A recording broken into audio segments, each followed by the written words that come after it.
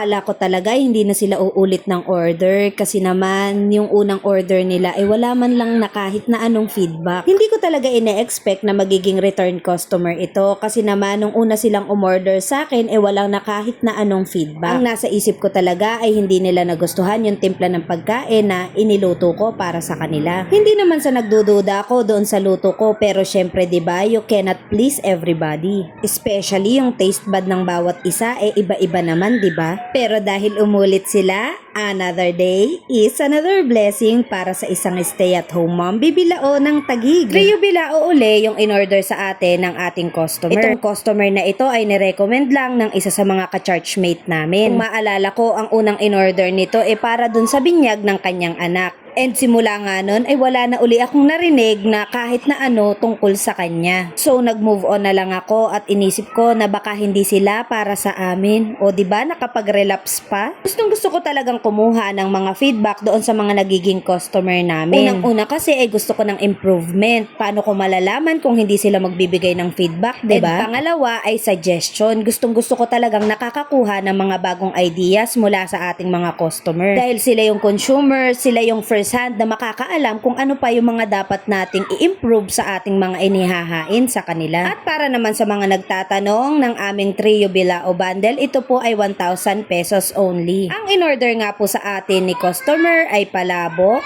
carbonara at pansit bihon. Kung ayaw nyo naman po ng mga ganitong klaseng bundle, meron po kaming 12 choices na pagpipilian nyo sa aming menu. At kung namamahalan ka sa Trio Bilao bundle, isipin mo na lang yung mga hidden charges ko as entrepreneur.